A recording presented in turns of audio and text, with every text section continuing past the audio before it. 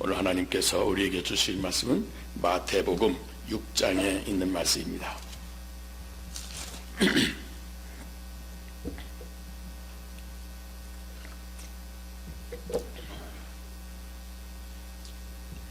마태복음 6장 12절 한 절만 봉독합니다. 제가 가진 성경으로는 신약성경 8페이지에 있는 말씀입니다. 마태복음 6장 12절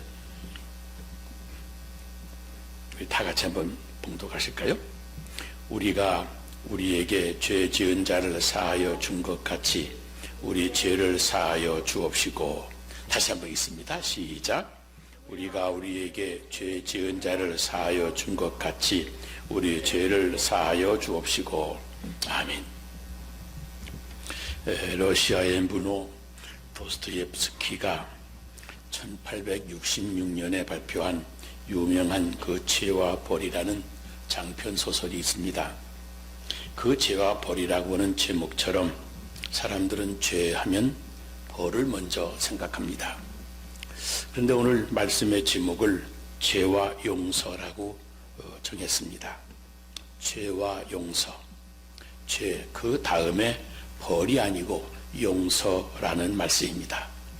사람이 죄를 범하는 순간 하나님은 벌이 아니라 먼저 용서받을 법을 준비해 놓으셨기 때문입니다. 보세요. 인간이 먼저 말씀을 거스려 선악과를 따먹었을 때 하나님은 그에게 벌을 주는 것이 마땅했습니다.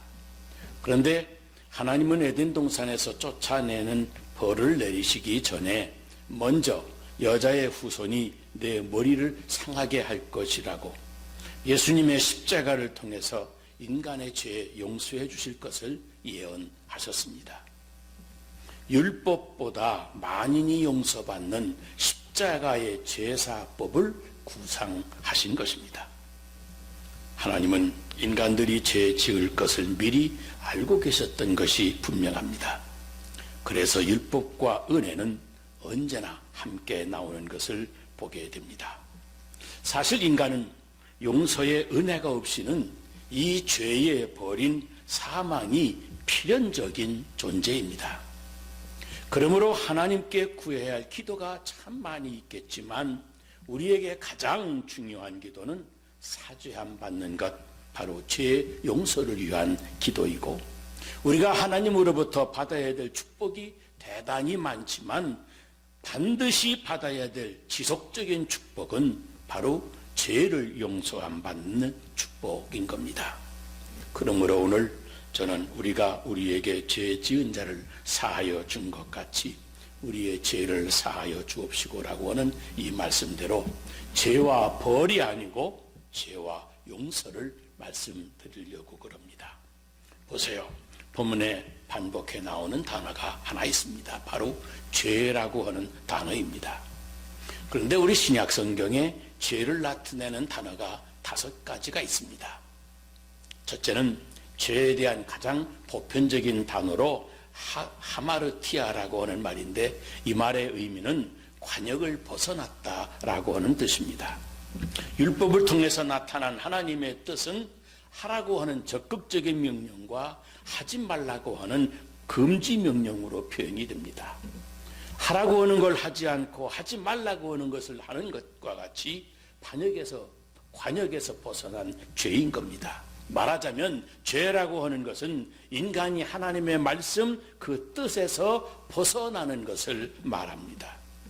둘째로 짚고 넘어간다라고 하는 이런 페르바시스라고 하는 말인데, 하나님이 어떤 사람이든지 일단은 짚어보면, 털어보면 나오는 것, 그것을 말합니다. 우리 속담에 털어 먼지 안 나는 사람 없다고 하는 말이 있는데, 현행법으로도 털어서 죄 없는 사람이 없다고 하는 말입니다.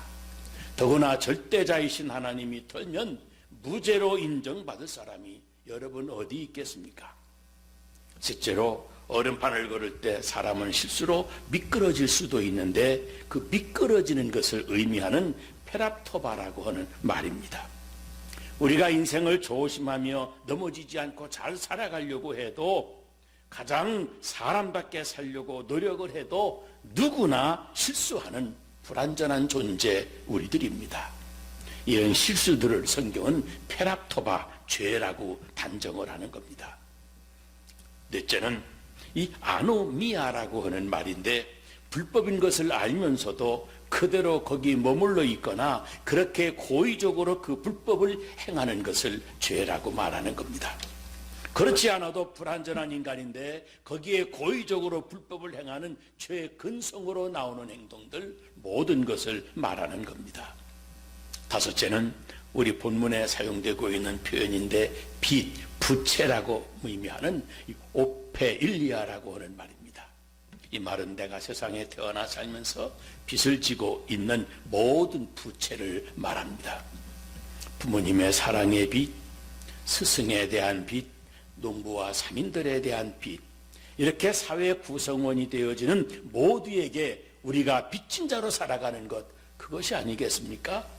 여러분, 남의 물건을 도적질하고 남을 죽이는 것, 그것만이 죄가 아닙니다. 내가 세상에 살면서 신세를 짓고 갚아야 될 모든 사랑의 빚, 사랑의 부채인 것이고, 그것을 바로 성경은 죄라고 표현하는 것입니다. 그러므로 주기도문에서 죄를 지은 자를 사하여 준 것 같이라고 말을 할 때, 그 죄라고 하는 것은 남에게 신세를 진 유형, 무형의 모든 도움까지도 다 포함하는 말입니다. 그런 의미에서 우리는 죄인이 아닌 사람이 하나도 없는 겁니다. 요한 크리스토프 아놀드라고 하는 사람이 잃어버린 기술 용서라고 하는 글의 서문을 이렇게 썼습니다. 당신에게 총이 있다면 사용하지 않겠습니까? 라고 질문으로 시작을 합니다. 그리고 로저라고 하는 사람에 관한 그 실화를 이렇게 소개합니다. 그의 어린 딸이 자전거를 타다가 음주 운전 차량에게 치여서 죽임을 당했습니다. 그런데 그 음주 운전을 한 사람은 용서를 구하지도 않고 너무나 뻔뻔한 태도입니다.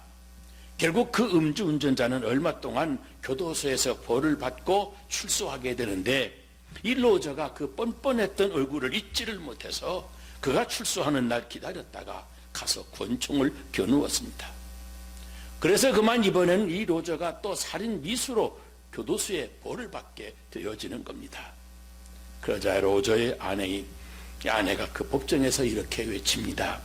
저는 제 남편이 그자 죽이려고 하는 것을 무슨 일이 있어도 막을 겁니다. 왜냐하면 내가 그를 직접 죽여야 할 것이니까요. 라고 복수심에 울부짖습니다.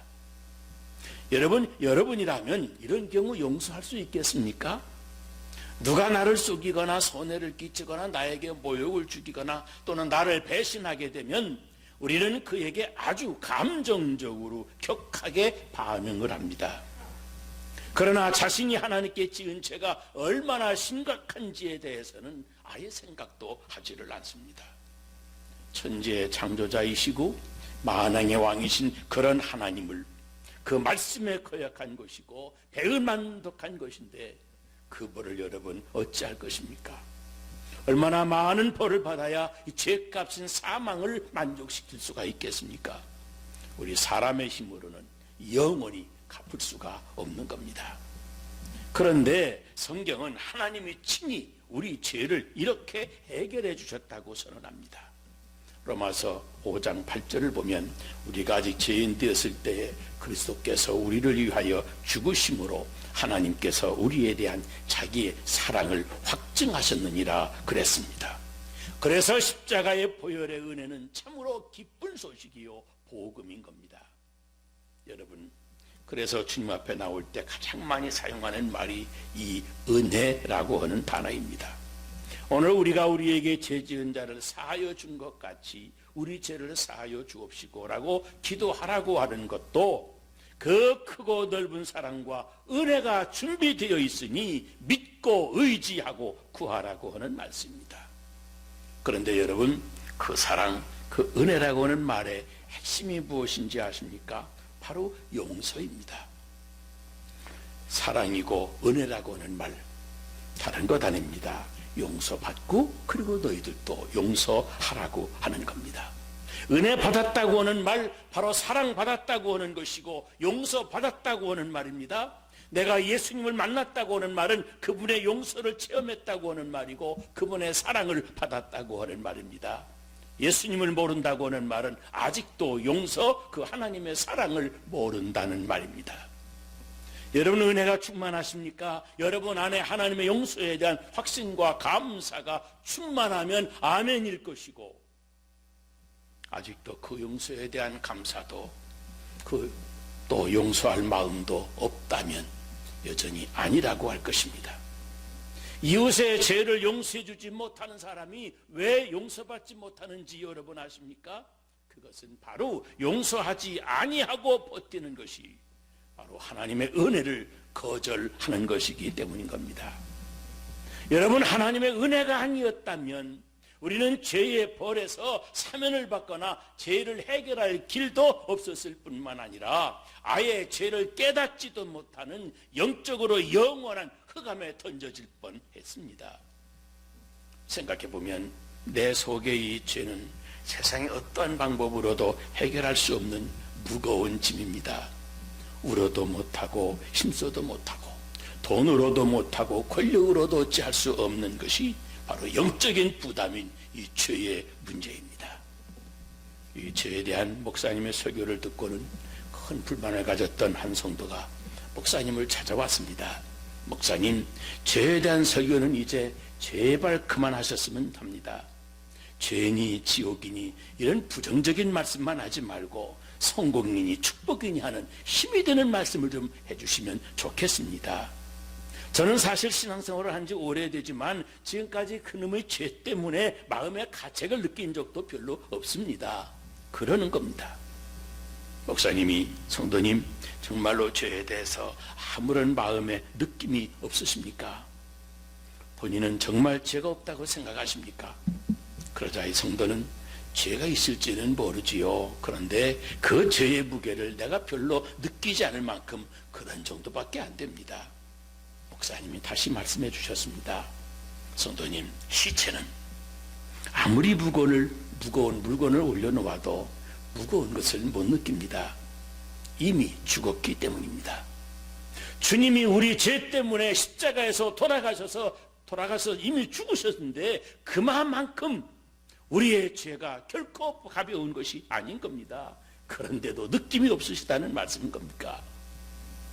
여러분, 나름대로 인생을 사람답게 반듯하게 살려고 하면 할수록 이 죄의 문제가 얼마나 우리에게 부담이 되는지 느끼실 겁니다. 그래서 죄는 우리의 영혼을 숨도 못 쉬게 할 만큼 무거운 겁니다. 물론 그냥 적당히 대충 인생을 살아가려고 하는 사람에게는 그렇게 큰 부담을 느끼지 못하겠지만 그 죄의 무게는 정말 무거운 겁니다.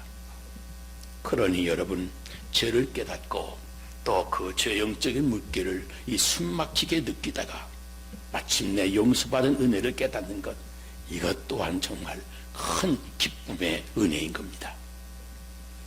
얼마 전부터 이번에 가족들과 우리 교우 여러분들을 뒤에 남겨두고 잠시 한국에 나가서 하고 싶은 공부를 조금 하고 돌아왔습니다. 사람들이 나이 들어 뭐 또 공부를 하겠다고 한국까지 유학을 왔느냐고 그래서 나이가 들도록 살아온 지나온 저의 인생을 가만히 생각을 해보았습니다. 그런데 보니까 하나부터 열까지 다 하나님의 은혜였습니다. 어느 것 하나 내 실력이 아니고 내 능력이 아니고 하나님의 은혜가 아닌 것이 없는 겁니다. 우선 이 험악한 세상에 태어나서 젊어서, 아니 어린 나이에 죽은 사람도 많은데 이 나이까지 살아남은 것이 이게 하나님의 은혜요. 조국을 떠나 이국에 나온다 해도 이것보다 더 못 사는 나라에 간 사람들도 많은데 세상에서 가장 좋다고 하는 미국에 오게 된 것도 사실은 하나님의 은혜요. 세상에 부인 잘못 만나 인생 망친 사람도 많은데 부인 잘 만나 가정을 이루고 자식들이 잘 자라준 것도 이것도 하나님의 은혜요. 아니 이렇게 목사가 되었다고 해도 못된 교인들 만나서 전문적으로 싸움만 하는 목사님들도 많은데 그저 옆에서 위로하고 격려해 주시고 협력해 주시면서도 말이 없으신 장로님들, 귀에서 기도하고 숨어서 헌신하시는 권사님들, 저보다도 훨씬 훌륭한 분들이지만 한마디 말씀을 전하면 그저 순종하려고 애쓰시는 집사님들, 이렇게 좋은 교우들을 섬기면서 목회하게 된 것도 하나님의 은혜입니다. 모든 것이 다 하나님의 은혜인 겁니다. 정말 하나님의 은혜 아닌 것이 없습니다. 그런데 여러분, 그 많은 은혜 중에 가장 큰 은혜가 무엇이냐고 저에게 묻는다면 저는 서슴지 않고 하나님께서 내 죄를 용서해 주신 그 용서의 은혜라고 말씀드릴 겁니다. 내 마음에 가장 크고 무거운 짐을 덜어주신 겁니다. 그 은혜를 생각할 때마다 감사하지 않을 수가 없습니다. 나에게 보내주신 양들을 위해서 뜨겁게 사랑하고 섬기며 주를 위해서 얼마든지 충성하고 싶은 열정이 솟아나는 겁니다. 여러분, 용서와 감사는 이 동전의 양면과 같고 수레의 두 바퀴와도 같습니다. 용서가 있는 곳에 감사가 있고 감사가 있는 곳에는 분명히 용서가 있습니다. 하나님께 제사함 받은 은혜를 깨닫고 감사하는 동안 성도는 그 신앙이 무르익고 또 열매를 맺게 되는 겁니다. 여러분도 죄 용서받은 은혜를 결코 잊지 말고 그 죄 용서 안 받은 감격에 젖어 날마다 감사하게 되시기를 주의 이름으로 축복합니다. 여러분, 죄의 용서를 받은 성도들, 이 하나님의 그 은혜 가운데 사는 성도들에게 너희는 70번씩 7번이라도 용서하라고 말씀하십니다. 그런데 생각해보면 우리는 내가 사랑하는 자녀에게는 70번씩 7번 용서해 주었습니다. 아니, 그 이상이라도 용서해 주었을 겁니다. 왜요? 내 자녀이기 때문에 수를 헤아릴 수 없을 만큼 많이 용서해 준 겁니다. 우리네 가정은 그래서 한마디로 용서하고 용서받고 또 용서하며 사는 곳입니다. 그래서 그 용서가 끝나면 우리 가정이라도 그만 지옥으로 변하고 맙니다. 그러므로 오늘도 우리에게 필요한 것은 여러분, 그리스도 안에서 우리에게 죄를 지은 자들이라도 우리와 한 가족으로 바라보는 그 은혜의 눈이 필요합니다. 보세요. 용서는 여러분 그냥 되는 것이 아닙니다. 내가 먼저 예수님을 만나야, 그래야 용서가 된다고 하는 것은 내가 용서할 때마다 예수님을 지속적으로 체험하는 것이기 때문에 그렇습니다. 진정한 용서는 주님의 용서에서부터 시작이 되어집니다. 사실은 내 죄를 용서받는 것만이 은혜가 아니고 내가 남의 죄를 용서해 주는 것도 역시 은혜인 겁니다. 보세요. 내 힘으로는 용서가 안 되는 겁니다. 그런데 주님의 은혜로만이 용서가 가능한 겁니다. 그러므로 죄인을 정죄하고 분노하고 복수하려고 하는 이런 율법적인 자세가 아니라 도리어 그러한 자신은 더 큰 죄인이었으나 진정한 전적인 하나님의 은혜로 용서받은 것뿐임을 생각하는 겁니다. 그 사람은 나에게 일부를 빚진 사람이라면 나는 100만 부를 빚진 더 큰 죄인인데 탕감받고 용서받는 사실에 내가 감사하고 있을 뿐입니다. 마이클 크리스토퍼라고 하는 사람이 쓴 작품, 그 검은 천사라고 하는 글에 보면 전범 재판소에서 30년을 복역을 한 독일군 장군 엥겔이 추록한 뒤에 세상 사람들의 눈을 피해서 산속에 들어가서 은신하며 살았던 기록이 나옵니다. 그런데 그에게 온 가족이 학살을 당했던 이 몰이라고 하는 프랑스 청년이 그를 복수하겠다고 하는 일념으로 일생을 찾아다니다가 마침내 그 산속에서 그를 찾아 만나게 됩니다. 그런데 막상 산속에 숨어 사는 그를 보는 순간 몰이는 그 마음속에 측은하다고 하는 인간적인 동정심과 함께 복수심에 가득 찬 자기 자신의 감정, 이 허무한 인생에 대한 두려움까지 느끼게 됩니다. 그래서 순간적으로 마음이 변화가 됐습니다. 그래서 몰이는 그에게 사람들이 당신을 죽이려고 나처럼 찾아오기 전에 도망가시라고 권고까지 합니다. 그러자 이 엥겔이 놀라서 몰이에게 묻습니다. 그러면 당신은 나를 용서해 주는 것입니까? 그때 몰이가 말합니다. 어떻게 내가 용서할 수가 있겠습니까? 그러나 이렇게 지내는 당신을 보니 아직도 용서하지 못하고 있는 내 자신이 무섭고 두렵습니다. 그렇게 대답을 합니다. 그러자 엔겔은 도망가지 않고 그 자리에서 죽음을 결행하고 맙니다. 엔겔에게는 죽음보다 더 절실하게 원했던 것이 바로 이 용서받는 것, 그것이었습니다. 여러분, 남을 비판하고 분노하는 것, 내가 무엇이라고 변명을 해도 너무나도 허무하고 두려운 일인 것을 여러분 알아야 됩니다. 그것은 마치 자신은 용서받을 일이 없는 사람처럼 행동하는 것이나 마찬가지입니다. 나 자신이 얼마나 몹쓸 죄인인가 하는 것도, 그런 사실도, 용서의 은혜가 누구에게든지 절실하다고 하는 그 사실도 모르는 아주 매정한 처사인 겁니다. 히브리서 12장 14절에 모든 사람과 더불어 화평함과 거룩함을 따르라. 이것이 없이는 아무도 주를 보지 못하리라고 말씀합니다. 여러분, 모든 사람을 다 용서하셨고 모든 사람과 화평하게 지내시고 계십니까? 도무지 용서할 수 없을 것 같은 사람들, 전 남편이나 아내, 못된 시어머니나 못된 며느리, 내 인생에 돌이킬 수 없는 상처를 주고 떠나버린 부모들, 말 안 듣는 자녀들, 나를 배반한 동업자들, 여러분 다 용서하셨습니까? 아직도 화해하지 않은 사람이 있습니까? 어떻게 하려고 그러시는 겁니까? 우리가 우리 죄를 용서한 것 같이 우리 죄를 용서해 주시라고 기도해야 될 죄인들이 바로 우리들입니다. 생각해보면 우리가 예수님을 믿는지 아닌지 구분하는 핵심 기준이 바로 그것입니다. 초대교회 성도들, 예수님의 십자가상의 기도를 그대로 본받아 살았습니다. 누가복음 23장 34절 말씀대로 아버지여 저들을 사하여 주옵소서, 자기들이 하는 것을 알지 못함이니이다. 그렇게 십자가에서 죽임을 당하면서도 예수님 기도하셨습니다. 스데반 집사님도 그 기도를 본받아서 기도하면서 잠드셨습니다. 아버지여 저들의 죄를 사하여 주옵소서, 자기들이 하는 것을 알지 못함이니이다. 우리도 하나님께 기도할 때마다 우리가 우리에게 죄 지은 자를 사하여 준 것 같이 우리 죄를 사하여 주옵시고 그렇게 기도하고 용서하며 살아야 되는 겁니다. 정말로 한 단어 한 단어 곱씹어 가면서 뜨거운 마음으로 기도하셔야 됩니다.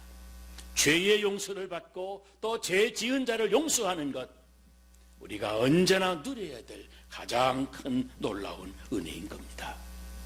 여러분, 이제 충분히 용서를 받았으니 이제 용서하며 살아가야 될 거룩한 성도들인 겁니다. 이제까지 넘치는 사랑을 받았으니 이제 사랑만 하며 사는 겁니다. 용서를 베풀 때 사랑의 능력을 체험합니다. 이것이 예수 잘 믿는 것이고 살아계신 주님을 날마다 경험하는 길인 겁니다. 여러분 아시는 것처럼 프랑스의 작가 빅터 휴고라고 하는 사람의 명작이 있지 않습니까? 라미제라블, 기억하실 겁니다. 여러분, 빵을 훔치고 탈주한 죄로 19년이나 중노동 선고받은 장발장이라고 하는 사람, 그가 또 드디어 출소했습니다. 그런데 그의 죄된 내면, 그 죄의 근성과 습성은 전혀 달라지지 않았습니다. 어느 여관도 어느 누구도 그 아저씨 누구인지 신분을 확인하고서는 그 전과자를 받아주지를 않았습니다. 추운 날씨에 묵을 곳을 찾아서 사흘 나흘간이나 도시를 헤매던 이 장발장은 어디에서도 잠자리를 구하지를 못했는데 마침내 미리엘 주교가 그에게 사랑을 베풀어서 그 집에서 잠을 자게 됩니다. 그날 밤 그는 정말 오랜만에 너무 평안한 침대에 누워서 잠을 청합니다. 그러자 주교가 잠자리에 들었는데 그만 그 본성이 되살아나서 이 주교가 아끼는 은자를 훔쳐서 도망을 갑니다. 이튿날 아침에 그를 붙잡은 경찰이 이 주교의 집 문을 두드렸는데 그때 장발장을 바라보는 주교의 반응이 너무도 뜻밖이었습니다. 반갑게 다시 오셨군요. 참 다행입니다. 왜 은잔만 가지고 가셨나요? 제가 촛대까지 드렸던 걸 잊어버린 모양이시지요. 그러는 겁니다. 눈이 휘둥그레져서 어떻게 표현할 수 없는 마음을 눈빛에 담아서 교주를 바라보던 장발장은 드디어 그 용서의 유력 앞에 그 내면이 변화되기 시작했습니다. 그 촛대를 용서의 소중한 상징물로 다시 소유하게 된 그 사람, 마침내 새 사람으로 변화가 돼서 마들렌이라고 하는 새 이름으로 시장이 되는가 하면 그 아들을 비롯해서 어려운 사람들을 도와주는데 그의 남은 여생을 바쳤습니다. 여러분, 용서는 힘이 있습니다. 예수 십자가의 은혜가 나 같은 죄인도 구원한 것 아니겠습니까? 용서를 베풀어주고 용서를 받는 생활, 거기에 우리 주님의 은혜가 넘쳐나는 것이고 거기에 우리 크리스찬의 영향력이 멋있게, 아주 멋있게 위력을 발휘하는 겁니다. 여러분, 은혜 충만한 사람으로 성령의 영향력을 끼치며 살고 싶지 않습니까? 오늘 이 아침 여러분도 기꺼이 용서를 베풀어 주셔서 여러분 자신의 죄도 지속적으로 용서받으시고 그리고 그 용서의 은혜로 놀라운 영향력을 주변에 끼치시기를 주의 이름으로 축복합니다. 기도하겠습니다. 거룩하신 아버지 하나님, 주님의 사랑을 감사합니다. 사랑한다 하면서도 사랑을 받으려고만 했고 베풀지를 못했습니다. 용서한다 용서가 사랑이라 하면서도 우리는 용서받은 것을 기뻐하고 그렇게도 절대 저희들이 있지만 용서를 베푸는 일은 얼마나 인색했는지 모릅니다. 우리가 우리 죄를 용서하여 준 것 같이 우리 죄를 용서하여 주시라고 그렇게 기도하라고 가르쳐 주시는 주님의 말씀 저희들이 받습니다. 주님 앞에 용서받기 원하는 그 마음으로 우리도 내 앞에 있는 사람 용서받기 원하고 있는 걸 기억하게 하시고 깨닫게 하시고 그 절실한 그 마음을 위로하며 기쁨으로 멋있게 용서해주는 그리스도인들이 되게 하여 주시옵소서. 또 우리 죄, 우리 주변의 죄, 모든 사람들의 죄를 아낌없이 사랑해주고 용서해주고 아버지 나를 향하신 주님의 용서받은 그 사랑을 우리도 실천할 수 있게 하여 주옵소서. 예수님 이름으로 기도 드리옵나이다. 아멘.